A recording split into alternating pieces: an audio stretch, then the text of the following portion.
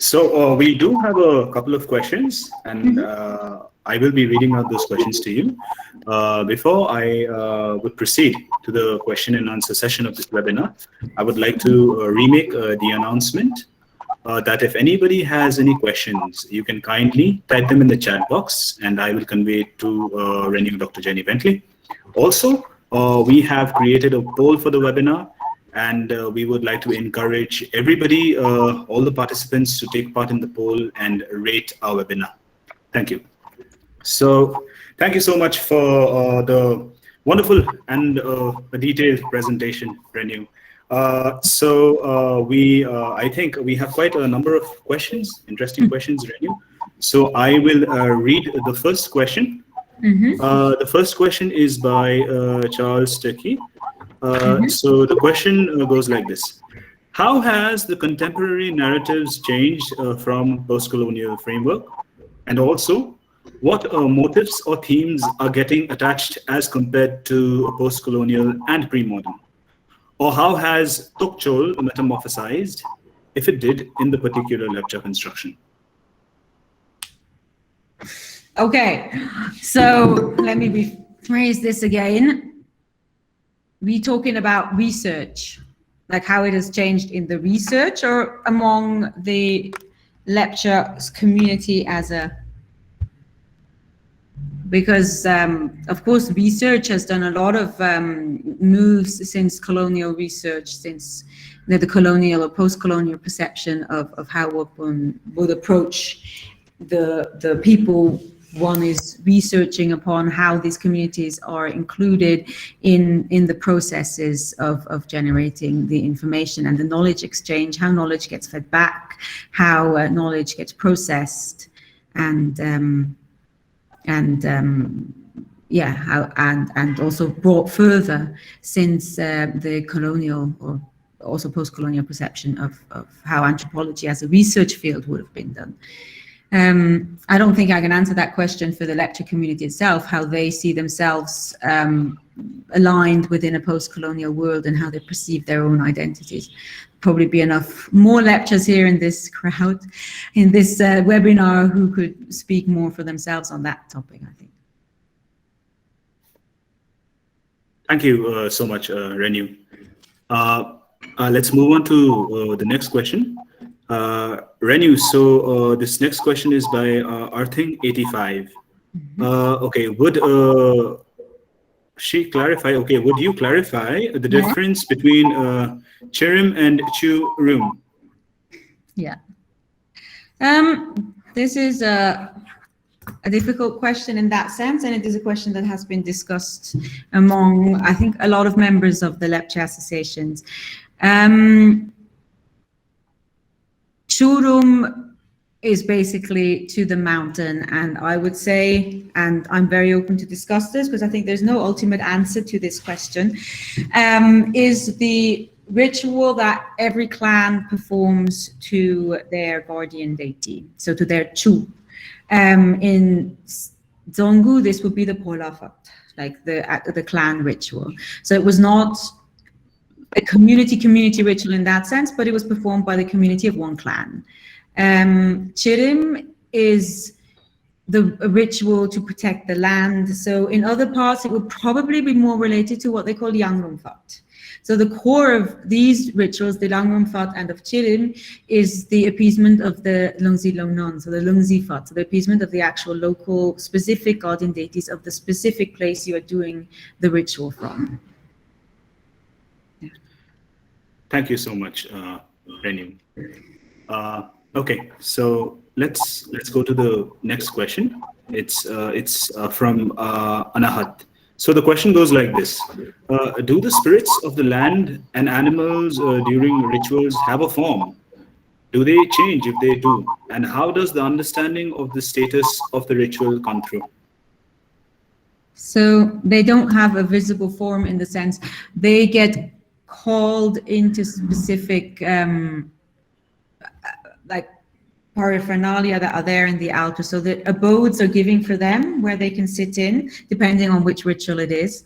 But it's not you can't see, at least I can't. I mean, maybe the Bung thing can see them, or the moon can see them, but there's also knowledge that one wouldn't share with someone who is not initiated. So I can't speak for that, but for a non-initiated person, they're not visible, so they don't visibly change any form. They are called into abodes to take their seat and receive the offerings that are given to them.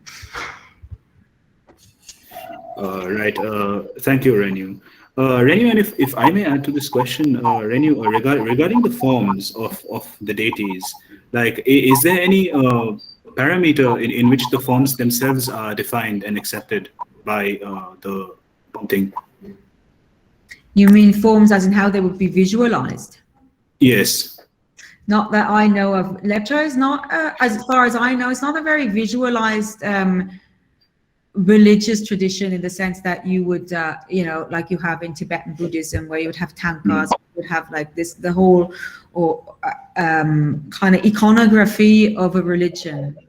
I think that is also says for the shamanic tradition of it, is that this close linkage between the deity and their abode is enough. That is the form would be, you know, what I said before, and that you have that in colloquial understanding, you have the linkage between the abode and the deity. So the form would probably be more the abode. I think the attachment to nature is what it makes it. It's not, it doesn't have a, at least as far as I've come across, and I'm very, very happy to hear more about that if someone else has any more information on that. There is no, you don't attach them necessarily to a symbol, but it's attached to the nature. The nature is what, where the deity has its abode, where, or the moon, also the evil spirit has their abodes and has their manifestations.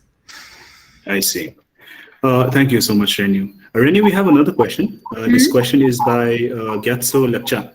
Yes. So the question goes, besides Liebek Kyung, with whom you probably had major conversations and study, do you find anyone, Bomting, who will be having all these knowledge and could perform or appease the deities of the region?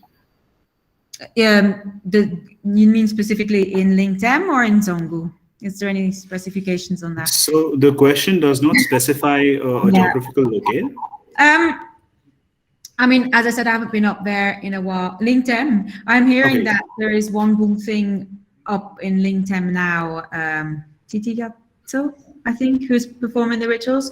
Lingtem people, correct me if I'm wrong. But I haven't talked to him in the recent years, so I couldn't make an assessment on that. I do feel it is an absolute urgency. The boom thing that I talked to, or the Padim, let's use the Zongu word here, 3 of them have already passed away. So with them, their knowledge, unless they have, you know, their students take it up.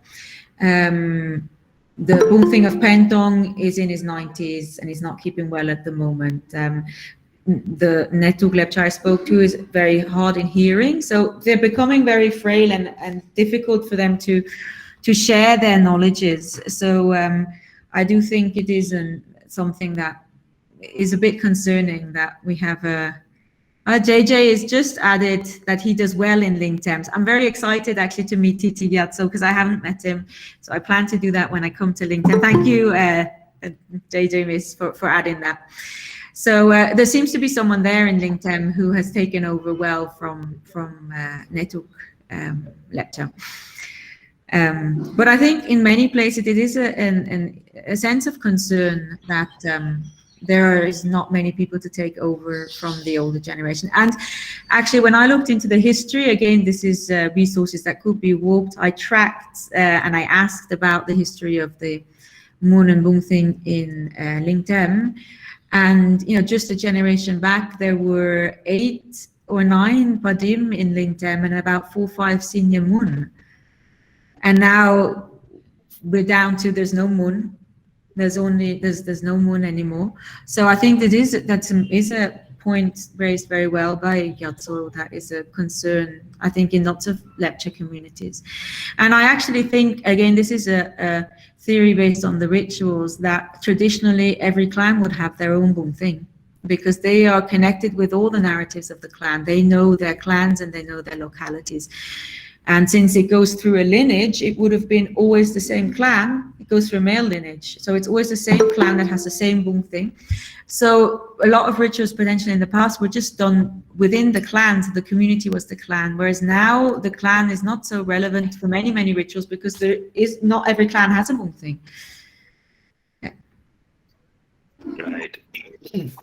Okay, Ryennyoo, thank you so much for clarifying that. We have a question from Anselm Rongring.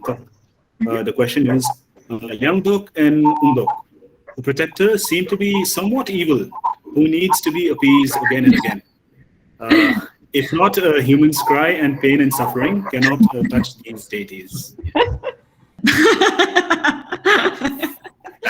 Do you want me to read it again, Ryennyoo?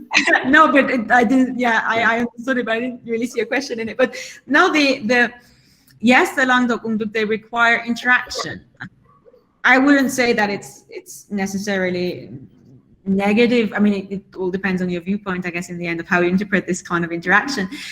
But I guess any form of relationship, if you look at it on a human level, also if you don't nurture it in whatever parameters your relationship is set, if you just ignore it, then the other person will, if we sort of transport it into not a human non-human relationship, but into a human-human relationship, if you wouldn't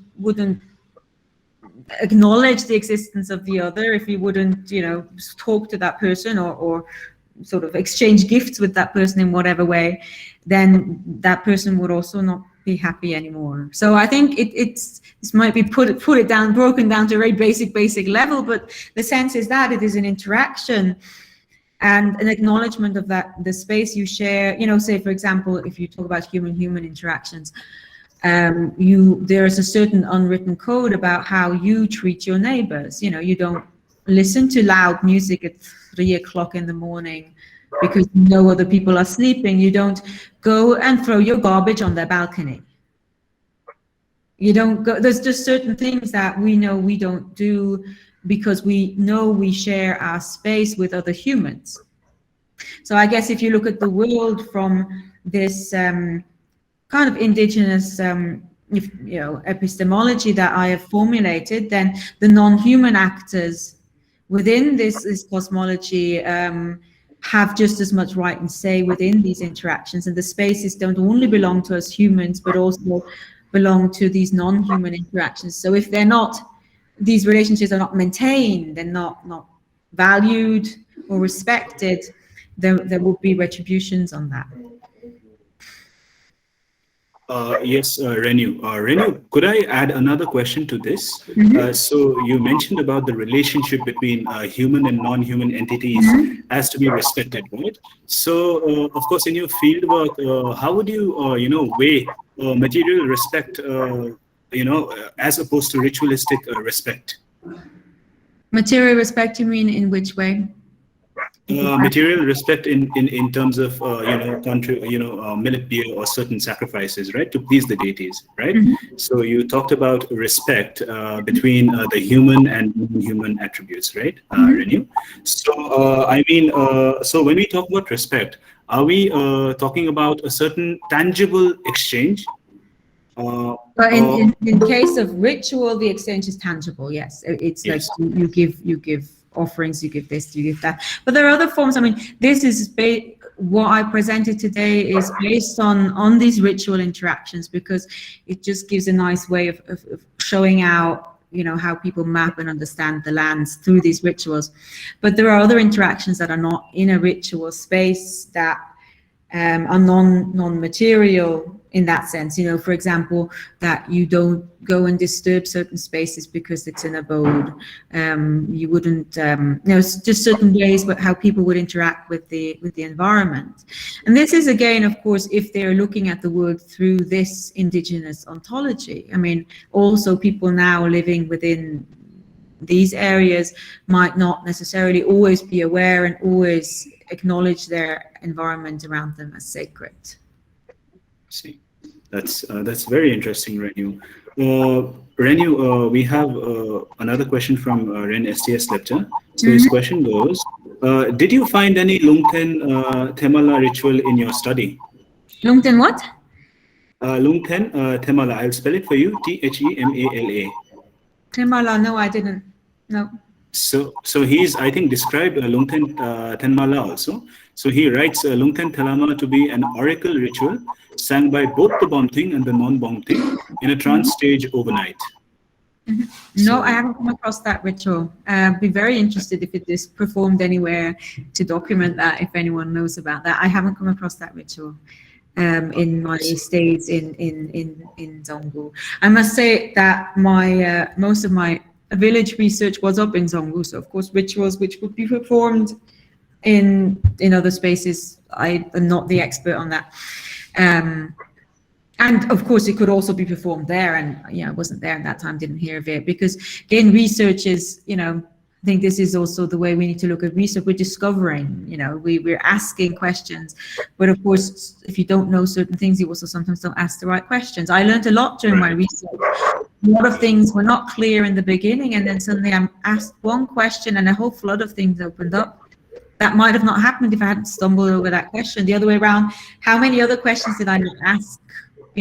So I think that is the main thing, is asking, and all the, if you, as a Lepcha growing up, you're interested in your heritage and culture, and just go and ask, find out, where are our sacred spaces, how do you understand the environment, to whoever elders you still have in your villages that would know these kind of things, because I think that's how we grow knowledge on how Lepcha people can grow knowledge on their culture, because it's all oral, or unless what has been written down. But so it's a treasure trove of oral tradition out there, and of knowledge of how to live and interact with the environment here, that will die with the people who have it if one doesn't ask for it. So I think, there is probably there's so much more out there. I'd be very interested to hear more about this ritual if anyone does know about it. Yes, thank you, Ryennyoo. Ryennyoo, Dr. James Simic asks, please say something about the Mun and Bumthings of Kalimpong and Darjeeling.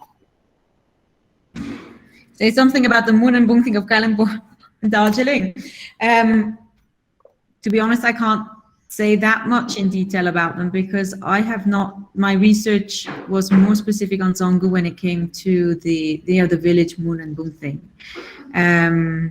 I know that there are Mun and Bumthing, and I've spoken to some, but I would not want to lay myself out to describe anyone without really doing the detailed research on that. And I have not done any detailed research on the Mun and Bumthing in Kalimpong and Darjeeling. Since I'm back in the region again now, I'd be very happy to take that up and do more detailed research in that region. Because my research in Kalimpong and Darjeeling was mainly the urban space of Kalimpong and Darjeeling, and not, really in the villages and speaking with the rituals. That was how my research design was at that time. But I'd be very happy to go and have this conversation maybe in a year when I've gone and spoken to some more. We would love that, Ryennyoo. Most definitely, at least in the Kalimpong and the Darjeeling region. Yes, Ryennyoo. So there's another question. Okay, the question is, can you elaborate a bit on the marriage of Buddhism and Lepcha mythology? I asked this because when I was in Zonggu, an elder told me that Muns and Bomthings are not reborn because of the cremation after death owing to the Buddhist influence. Whereas he says that burying the dead would ensure rebirth of Muns and Bomthings. What is your opinion about this? Yeah, this is a very common explanation given for the reason why no more Mun and Bomthing are being found or born, or people do not, the spirits basically don't come back. It's because the death rituals are not performed according to the Lepcha way. I think that is because within this syncretism, there was basically sort of a different practices were taken over by the different religious specialists, and one of the things which, at least for a long time, was done by the Buddhist monks was the death ritual, and so most death rituals were performed in the Buddhist way, and Whereas other practices like the clan rituals, the community rituals are still done by the moon and the boom thing. There is also like the boom core, for example, which is a Buddhist ritual, which is, you know, looking at the other side, is that this is where they take the books out of the monastery and they walk the guardian deities with the boundaries of the sacred Buddhist land, which are the exact same ones that the boom thing also narrates. And for example, in this one, the monks perform rituals to the guardians of the land in Lepcha. So there's vice versa, these kind of things. But what you were referring to in this question is that the death rituals are not done anymore by the moon and the boom thing. But this being said, there are, like, when the Taryang moon passed, they very specifically buried him and performed the rituals by the moon boom thing. Additionally to the lamas were also there, but I think there's a lot of awareness of that now at the moment happening, that maybe yeah. Yes. So follow up to the earlier question about Longten Tenmala that Ryennyoo Lepcha asks. He's written, it's an almost similar ritual described by Mr. Alex Huxley in his Noble Root. Right. So, yeah. Ryennyoo, I think you had mentioned that you had not come across this ritual, right? No, Ryennyoo? I will look into that. Thank you. Yes, Ryennyoo. Thank you, Ryennyoo. Do we have any other questions for Ryennyoo Dr. Jenny? If you have any questions, could you please post it in the chat, or if not, you can raise your hands too, because we still have time for the question and answer session. And if anyone would like to contact me on any behalf, I'm very happy to share my email for any personal further conversations, if anyone is interested in that.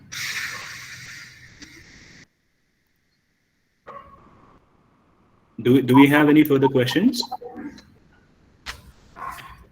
Ryennyoo, if I may ask, you had talked about religious processes, and I feel that the whole webinar, one of the main fulcrums is the whole idea of religious processes as interactions between the natural and the supernatural, right, Ryennyoo?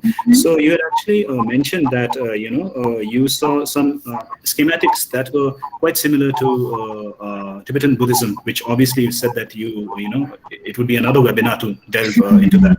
But Ryennyoo, if I may ask, in your research, have you found any other quote-unquote religious processes that align or are culturally parallel to that of the Lepchas? Not necessarily a monotheistic religion per se. Well, I think there's a lot of similarities between the different shamanic traditions within the Himalayas, and there's also, these traditions are also in that sense fluid, in the sense that a Lepcha, like when we talk about illness, a Lepcha Mung can harm a Limbu person. So the Limbu, he cannot do anything there. So the Lepcha Limbu will go to the Lepcha shaman to be healed. So there's a lot of interactions. There are, when incidents happen, there is, for example, a ritual performed that I heard of in West Sikkim, where the Limbu shaman performs a ritual to a Lepcha deity, which has to do with their history of interactions. There are Lepcha Yaba and Yama, which come from the burn of the Bhutia people. There are Yaba Yama, yeah, and there are Lepcha Bijwa. There's a lot of syncretism, and because I think these are interactions with the environment, but these are also people living in the same environment. So the deities will also interact with Limbus, with Lepchas. So I think there is a lot of interactions that are there, and it would be very interesting. Like, I've always been interested to go and see that ritual where the Limbu shaman performs a ritual to a Lepcha deity, and actually find out where, the history of it or the mythology behind it and these kind of things. So I think I wouldn't look at it as such closed systems, because I think these are also systems that are colonial categorization of the world, props onto systems that are a lot older than that. So I don't think we would have even asked that question 200 years ago.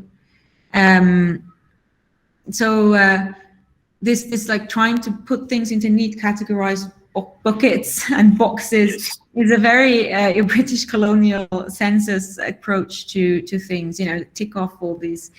So, and I think the reality of things is a lot more interactions, a lot more similarities and or distinctions on very different levels that are not necessarily ethnic in that sense. So I think, yeah, there's most, if you want to like really boil it down to like sort of structural things, most Himalayan shamanic traditions have two types of religious specialists, like Lepcha Mumbung thing. The similar distinctions will be there among the Tamang and the Kirati, the Yapa, the Limbu. Yes. They always have two distinct different types of religious specialists that interact with the supernatural in different ways, that take on different offices and different forms of interaction. So already this is similar. And of course there will be different deities, there will be different mythologies, there'll be, not saying everything's the same, but I'm saying there are certain structural similarities in how you understand your environment, which is very different to maybe the Christian understanding of the environment or so I do think there's a lot of comparison that can be done. There's also a lot of comparison that has been done in research among the Himalayan shamanic communities. Yes, Ryennyoo. I think the further research is to come in this field would be wonderful in terms of cross-cultural reactions with the deities and what the deities actually have to say to the cross-cultural rituals. Which language they speak in. Yeah, exactly. All of those nitty-gritties. So yeah, not same but similar, right? So it would be very interesting. Mm-hmm. So may I ask? Okay, so there is a question by Chungjae Lepcha, if I've read your name correctly. So the question says, "Ma'am, how difficult? Did you get to research about your culture, our culture? Although we know that Lepcha language isn't our mother tongue." Say that again, like the asking is how difficult it was for me to do the research on the culture, or how difficult would it be for her to do the research? I think it implied the former, Ryennyoo. How difficult it was for me to do the research. Yes. I mean, obviously it was, some parts were difficult. I learned a lot of the language. I also learned to speak Nepali. Actually, I learned both mixed because initially for the foreigner's ear, I didn't really hear the difference between a Nepali word and a Lepcha word. Everything was just different. So I learned a very mixed language until I realized that these are two languages I'm learning at the moment. So, but I think and it was difficult because of course you just walk into people's houses. If I imagine in my home place in Switzerland, someone could just come and ring your doorbell and be like, "I want to talk to you." Everyone would just be, "No way, I'm not going to talk to you." So, but I think I was very fortunate. When I came to Sikkim, I had the support of the Namgyal Institute of Tibetology that opened up many doors for me. And at that time,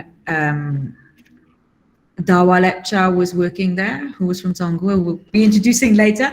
So he enabled a lot of entrance to me. So I think it's kind of like getting to know people who support you to get to know other people who support you to get to know other people. And also the Lepcha associations of all parts were always very supportive in what I was doing. They were also critical, which I liked. There was also a questioning of why are you here? What are you going to write? And what are your aims and motives? And which is valid and good, I think, and also made me question, what am I doing here? Why am I here? And what do I want? So I do think language is a big issue. I think that is one thing that Lepcha members of the Lepcha community who actually speak Lepcha have a lot of advantages in that respect, to actually go and ask these questions, even if you're not doing research and document, or not doing academic research, and document these questions in any form and way that nowadays you can just have a blog or a social media account and share the narratives and stories, or in whatever way you would want to talk to your own children then about it. So I think, it was one thing on a more like academic way, which I found difficult, I think, was that, as maybe referring to the very first question that came, that of course I'm trained in a very different way of defining and acknowledging what culture is than what culture is defined, at least in the administrative sort of setup of India, where you have to have one language, it's very sort of uniformist kind of like colonial interpretation of how you should self-define or define a culture. And of course I come from a academic tradition that completely deconstructs that builds different ideas of how one can self-understand one's culture, how one researches one's culture. And I think that was sometimes difficult to kind of like the interaction on that level to also make the people understand like what I'm actually doing and how I'm actually going to write about it. I think that was, these were interesting conversations though, I think, where I grew as a person, but also as an academic, having these interactions. Yes, Ryennyoo, and I think this is very relevant because, of course, syncretic epistemologies can reveal so many different things to what we already thought was the full stop, right, Ryennyoo? And also what you talked about, non-academic questions. Perhaps those questions can reveal so much more than what is thought to be revealed after a very careful research design. So I think accidents that way are wonderful blessings, Ryennyoo. Well, my supervisor comes from a academic, like more. Let's put it that way. What my supervisor told me when I was going to the field for the first time was like, oh, just go, just be there. Right. I was like, but I need to have something. But in the end, I think a lot of things I found that really sort of opened up questions to me and made me see things were really things I just stumbled over. I maybe shouldn't say this as a researcher, but a lot of ethnographic work is like that. You have your research design, you ask questions, but then you get answers you never thought you'd get, and suddenly you're opening up into fields that you couldn't assume beforehand.